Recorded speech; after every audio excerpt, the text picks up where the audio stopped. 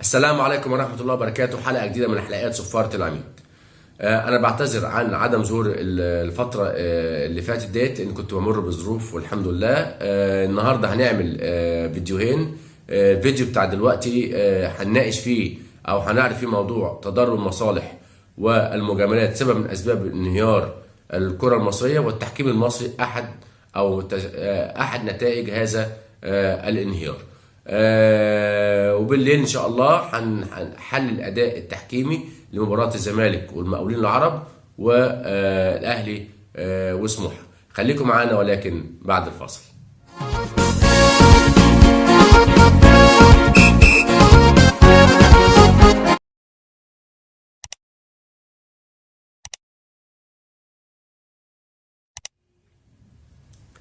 بسم الله الرحمن الرحيم، ورجعنا لكم تاني وهناخد النهارده موضوع النهارده وهنربطه على اللي بيحصل من احداث تحكيميه الايام السابقه. موضوع النهارده زي ما احنا قلنا في بدايه الحلقه، تضارب المصالح والمجاملات سبب من اسباب انهيار الكره المصريه. احنا عندنا في مصر هنا نظام غير نظام معمول به في جميع انحاء العالم. في حاجه اسمها تضارب المصالح. الاتحاد الدولي وكل الاتحادات الاوروبيه يقول لك ما ينفعش يبقى انا ماسك منصب اداري تابع مثلا في هيئه منظمه، وفي نفس الوقت عضو في احد الانديه. وهجيب لكم امثله للعداله في الحاجات ديت. احنا عندنا مثلا يبقى عضو اتحاد كوره، تبص تلاقيه عضو في نادي، وخاصه الانديه الخاصه تلاقيه مثلا شغال في قناه فضائيه، او عضو رابطه انديه تلاقيه شغال في قناه فضائيه. فدي تضارب مصالح. يعني انا ازاي ابقى عضو في نادي وفي نفس الوقت ابقى عضو في الاتحاد؟ انا ازاي هحقق العداله؟ طبعا ده برضو بينعكس برضو في حاجات تانية معينه، مثلا زي عندنا برضو الحكام. احنا برضو مش ملايكه، عندنا بعض الحكام ودي قله. بعض الحكام يتبقون مناصب اداريه في انديه واحد الانديه الخاصه، او في احد التجمعات تحت اي مسمى من ليها نفوذ او سلطه، او تلاقيه برضو شغال في اي في الاعلام مثلا كمعد او اي حاجه. فكل دي يعتبر تضارب مصالح. تبص تلاقي مثلا عندنا مثلا حكام بياخدوا دعم لا محدود نتيجه ان هم مرتبطين باعمال في مناطق معينه، وتلاقي تاني حكام اخرين طبعا بدون اي دعم. والحكام دي تبقى حكام مجتهده وحكام ما عندهاش، بنقول عليها حكام الغالبا ما عندهاش غير ربنا سبحانه وتعالى ومجهودهم الشخصي، ومعظمهم حكام متميزين. فده طبعا ناتج عن بينتج عنه انهيار برضو في التحكيم المصري. وده الحاجات اللي حصلت الاسبوع اللي فات او الايام السابقه من كوارث تحكيميه، بسميها كوارث تحكيميه. دي حاجه من عند ربنا سبحانه وتعالى نتيجه الظلم والفساد. وهنا هسال سؤال: احنا شطبنا اللاعب اللي هو بتاع الدرجه الرابعه اللي هو في مباراه المطريه وعلى ما اظن لا المنزله، ويعني الحكم اللي اللاعب اللي اعتدى على الحكم المساعد تم شطبه. طيب بالنسبه للناس اللي هم المسؤولين او ابناء المسؤولين اللي اعتدوا على الحكام، برضه هيتم شطبهم. انا عاوز اشوف بقى هيتم ازاي الموضوع دوت. يعني انا طبعا انا كنت بناشد ان احنا نشطب اي حد يتم اعتداء على الحكم بايا كان، فطبعا تم شطب اللاعب اللي هو في القسم الرابع الاعتداء على الحكم. طب هنا سؤال: هل فعلا هتطبق نفس المعيار على المسؤولين او احد ابناء المسؤولين اللي تم اللي قام بالاعتداء على الحكم؟ ده هنشوفه في الفتره اللي جايه دي. عندنا مثلا حكام خارج الحساب، عندنا حكام بتغلط، وعندنا حكام بترتكب اخطاء، تمام، وقدام مرأى مسمع ومفيش اي حاجه. تبص تلاقيهم بيلعبوا كل 3 ايام، وتبص تلاقي احصائيات اللعب بتاعتهم بطريقه مستفزه. يعني انا عندي حكم يلعب كل 3 ايام، وحكم تاني مجتهد وعامل مباريات كويسه جدا، ابص الاقيه بالعربي كده محطوط في الثلاجه. انا مش هقول الاسامي مين بتاعت الحكام، لان كلنا انتوا عارفينها اللي بتلعب كل 3 ايام، مره ساحه، مره رابع، مره فار. يعني ما حدش يقول كده. يعني ده يعني ظلم كبير جدا جدا جدا ان حكم يلعب كل 3 ايام ويعمل احصائيه في اخر الموسم بالشيء الفلاني، وحكام تانية زي ما قلنا عاملين نفس الاختبار وعاملين نفس الكشف الطبي، وتبص تلاقيهم ما بيعملش عشر هم بيعملوهم. يعني عندنا حكام تانية كفاءه محطوطين في الثلاجه. عندنا مثلا احمد جمال اللي مقدم 3 4 مواسم ولا اروع. عندنا محمود بسيوني من الحكام برضه مقدمين 3 4 مواسم ممتازين. عندنا هشام الفلال، عندنا محمد الحنفي اللي انا بعتبره من احسن الحكام اللي انجبتهم الكره المصريه. محمد الحنفي الحكم الدولي من عايز اقول من احسن الحكام اللي انجبتهم الملاعب المصريه. ده هو يعني حاجه تقديريه، وفي نفس الوقت هو مش غلط، يعني الفار اللي استدعاه هو الغلطان. تمام. ده برضو بقى له فتره ما بيلعبش. عندنا احمد حمدي من الحكام المتميزين جدا اللي مش لاقي مسانده، لان هو اخطا خطا ما من 3 4 سنين قدام احد الفرق الكبرى، ومن ساعتها الاعلام مش مساند ليه، بالعكس ولا حتى اللجنه. فطبعا ده محتاج دعم. ده لو ياخد دعم هيبقى من الحكام برضو اللي هم هيبقوا متالقين. انا هسالكم سؤال: ايه رايكم في نادي الامر الدولي؟ ايه رايكم في وليد عبد الرازق؟ ما دي حكام مش دوليه، ودي حكام مجتهده. نادي الامر الدولي يا جماعه مقدم 3 4 مواسم ولا اروع. يعني انا اتفرجت على مباراه طلائع الجيش وفيوتشر امس، لا ايه بسم الله ما شاء الله، لياقه بدنيه عاليه جدا، قريب من كل كره، تمركزه اكثر من رائع، قراراته كلها سليمه، انذاراته كلها سليمه. حتى في خطا لطلائع الجيش كان خارج منطقه الجزاء بنص ياردة يا دوبك، لقينا نادي الامر الدولي على بعد 2 متر بالظبط، 2 متر من الخطا، راح حاسب الخطا، لا الفار جابه ولا اي، حاسب خطا وادى انذار للاعب. تمركز اكثر من رائع. ادي نادي الامر الدولي، وادي وليد عبد الرازق، دول حكام مش دوليين. في حكام عندنا لو هم خدوا الدعم او خدوا فرصه وكانوا بيلعبوا في الدوري الممتاز، اللي انا الاسامي اللي حواليها دي لعب في الدوري الممتاز واثبت وجودها. عندنا اسامه اسماعيل من منطقه السويس، حكم في الدوري الممتاز، كان بيحكم من 7 8 سنين وكان متالق. دلوقتي طبعا لاسباب معينه او للناس كانت متواجده مستبعد طبعا. عندنا صبري ابراهيم، وانا اشدت بيه. صبري ابراهيم يا جماعه من الحكام الاكثر من رائعه ومجتهد، برضه مش موجود. عمرو عايد اللي حكم مش اقل من 60 ماتش في الدوري الممتاز او 50 ماتش في الدوري الممتاز، وبيحكم من 9 سنين ولا من 10 سنين. عمرو رمضان. الناس دي لو انتوا اهتمتوا بيها واديتوهم عشر الدعم اللي بتاخدوه الحكام الثانيه، هنكسب حكام ثانيه زي نادي الامر دوله وزي وليد عبد الرازق. عندنا برضو حكام بتحكم دلوقتي في الدوري الممتاز انما برضو مش موجوده، زي هشام الفلال واحمد حمدي ومحمد العتباني. يعني الحكام دي لو لقوا شويه دعم ولقوا شويه تركيز معاهم هتكسب هشام الفلال وهتكسب محمد العتباني. يعني محمد العتباني هنتكلم عليه في مباراه المصري والمقاولين، حكم محمد العتباني من الحكام المتميزه راجعين بكل قوه. ده لو احنا اهتمينا بيه هيبقى عندنا نادي الامر الدوله جديد، وهيبقى عندنا وليد عبد الرازق مع اسامه اسماعيل مع صبري ابراهيم مع عمرو عايد مع عمرو رمضان، هيبقى عندنا صفه حكام كويسه. طبعا انما المجاملات طبعا، وانما طبعا تضارب المصالح بيدعموا ناس على حساب ناس تانية. هنشوف بقى نتائج بقى تضارب المصالح ديت والمجاملات. هنشوف بقى حاجات السلبيه اللي حصلت في الماتشات اللي فاتت ديت. عندنا مباراه الازازين وبالقاس، ومباراه المنصوره ونابارو، والبلديه وجمهوريه شبين، والترسانه والسكه الحديدي اللي حصل عليها لغط كبير جدا جدا جدا. عندنا برضو في الدوري الممتاز حرس الحدود والبنك الاهلي، وعندنا برضو المحله وفاركو. هنبدا الاول بالازازين وبالقاس. انا ما اعرفش مين الازازين ومين بالقاس، بس هنتكلم. احنا معانا فيديو الاول احتسب ركله جزاء انا شايفها غير صحيحه على اللاعب اللي لابس اورنج، ما اعرفش انهي فرقه ده بالظبط. معانا الفيديو اهو اللاعب عامل تاكلينج وايديه داعمه لجسمه، اللاعب عامل تاكلينج وايديه داعمه لجسمه، وبالتالي دي احتسبت ركله جزاء، وانا شايف انها ركله جزاء غير صحيحه. في نفس المباراه في ركله جزاء يعني واضحه وضوح الشمس للاعب برضو اللي لابس اورنج. اللعيب داخل عليه باهمال داخل منطقه الجزاء. معانا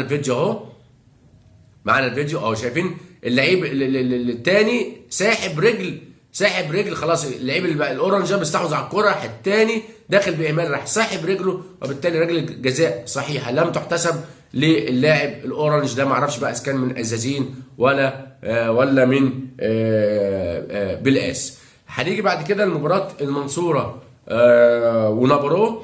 المنصوره ونابارو يعني خطا واضح جدا الحكم احتسبه بصراحه، بس طبعا الخط العمودي بتاع منطقه الجزاء مع خط منطقه المرمى ده تخصص الحكم، انما الخط الموازي لخط المرمى ده تخصص المساعد، وبالتالي المساعد ملوش دخل باللعبه ديت، اللي هو يحدد كانت جوه ولا بره حكم المباراه.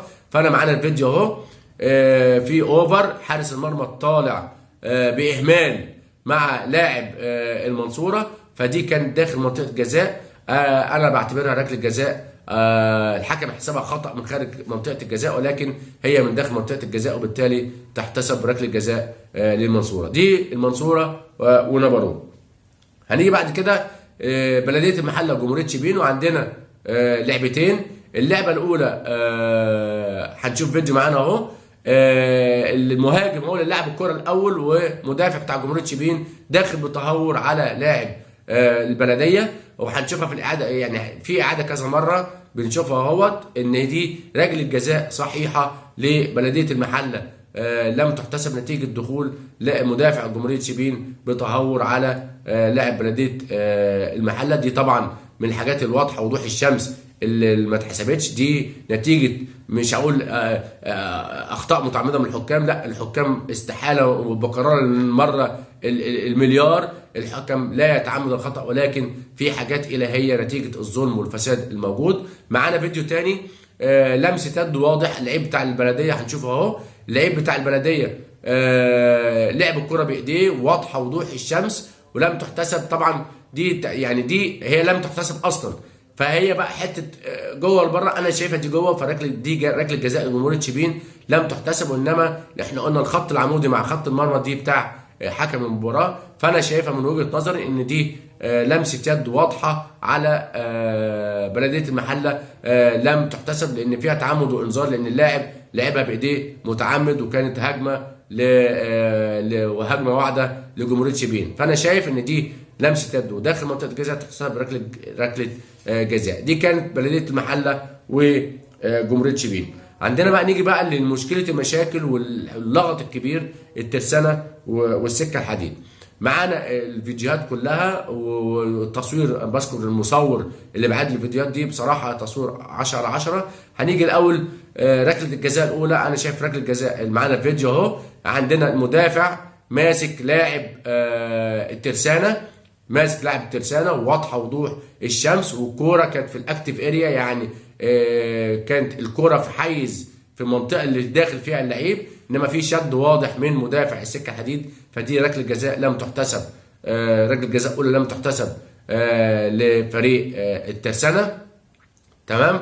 في تاني معانا فيديو ان دي زي شوطه من خارج منطقه الجزاء، واللاعب كان داخل منطقه الجزاء وايديه مكبره جسمه، عامله بيج بادي، فدي يعتبر برضو معانا الفيديو اهو، اللعيب بيشوط من خارج منطقه الجزاء واللعيب عامل تكبير لجسمه بدراعه، وبالتالي برضو جت في ايديه ركله جزاء صحيحه تانية للترسانه لم تحتسب، نتيجه ان اللاعب فارد دراعه فعامل مكبر جسمه، وبالتالي تحتسب ركله جزاء. برضو دي لم تحتسب للاسف للمباراه.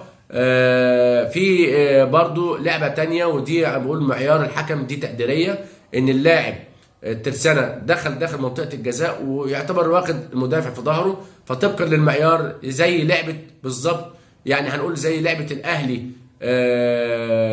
وطلائع الجيش، اللي بل بالعكس لاعب، احنا قلنا ان دي ركله مش ركله الجزاء بتاعت الاهلي وطلائع الجيش، لان ماسكه خفيفه، وفي نفس الوقت اللاعب مش في الاكتيف اريا او الكوره مش قريبه منه، فقلنا ان هي مش ركله جزاء. دي معانا الفيديو اهو، اللاعب معدي واللاعب المدافع السكه حاطط ايده على كتفه، وبالتالي طبقا للمعيار ركله جزاء برضو لم تحتسب للترسانه، ودي ركله جزاء الثالثه، ودي كان ماتش المشاكل.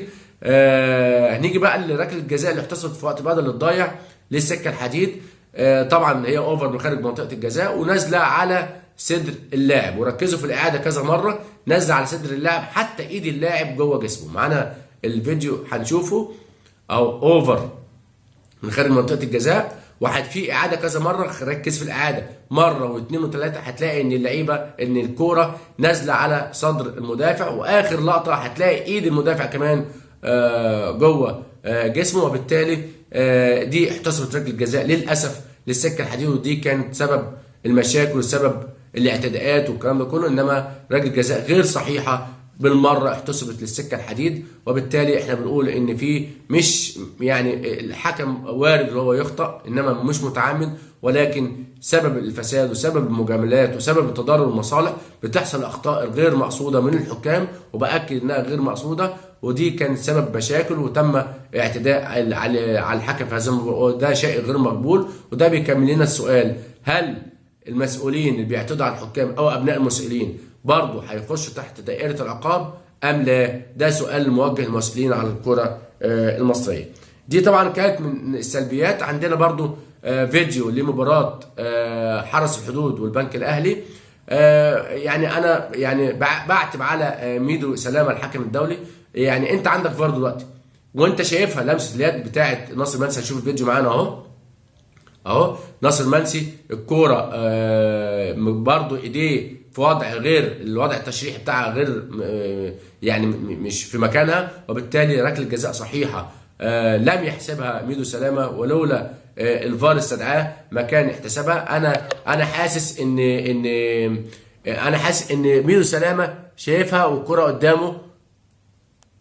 يعني ميدو سلامه شايفها والكره وزي ما تقول اتردد. لا، انت معاك فار يا ميدو، انت معاك فار بره. يعني حتى لو انت اخطات الفار يصلحها، ولا لاحظتها في كذا مره ان انت بتبقى متردد في احتساب ورغم ان انت شايفها ومتاكد منها. فانا بقول لا، انا بعتب عليك. يعني المستوى اليومين دول مش هو ميدو سلامه اللي احنا عارفينه، ابن من ابناء بورسعيد من الحكام المتميزين الحكام الدوليين. وبرده معانا فيديو تاني ان دي بقى حصل فيها ستر ربنا، انها برده في البدايه اصلا لمسه يد. معانا الفيديو اهو في البدايه لمسه يد، برده اللاعب مكبر جسمه وفارد دراعه، فدي لمسه يد داخل منطقه جزاء، مفترض انها ركله جزاء. ميدو سلامه برده ما صفرش عليها، بل صفر على اللعبه الثانيه جت لنفس اللعيب، والحمد لله ان حصل فيها عرقله واحتسب فيها ركله جزاء. انما هو كان من الافضل كان جاب اللعبه الاولى اللي هي لمسه اليد الاولى لنفس اللاعب ناصر منسي. طبعا شاطها جت في اللعيب بتاع حرس الحدود، وجت لناصر منسي تاني دخل بقى منطقه الجزاء وحصل عرقله ليه، وبالتالي ركله جزاء صحيح احتسبها ميدو سلامه. ولكن في الاصل قبليها بثانيتين في لمسه يد فعلا على حرس الحدود كانت تستحق ان هو يصفر عليها من الاول خالص، ولكن الحمد لله اللي هي احتسبت ركله جزاء. هنيجي بعد كده برضو من ضمن السلبيات التحكيميه الفتره اللي فاتت نتيجه المجاملات او نتيجه سوء اداره في الكره المصريه. هدف المحله انا شايفه وجهه نظر، هدف المحله فاركو هدف صحيح ولا يوجد خطا خالص على بازوكا.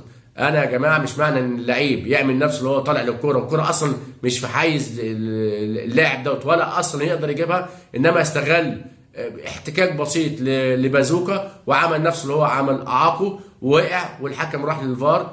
طبعا ولما شاف اللقطه ديت يعني انا مش عارف الفار مستدعيه ليه، برضو انا مش عارف.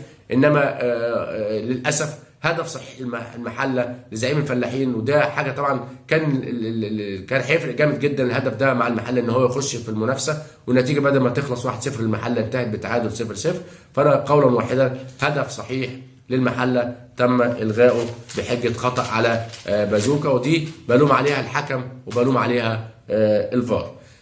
نيجي بعد كده للايجابيات، برضو مش كل حاجه سلبيات. هنيجي عندنا الايجابيات. عندنا محمد العتبان اول مباراه ليه هذا الموسم، وكان ادار حوالي 5-6 مباريات الموسم اللي فات، وكان من انا قلت من الحكام المتميزين اللي انا مسميهم عدو الفار، ما راحش للفار خالص في جميع مبارياته الموسم الماضي.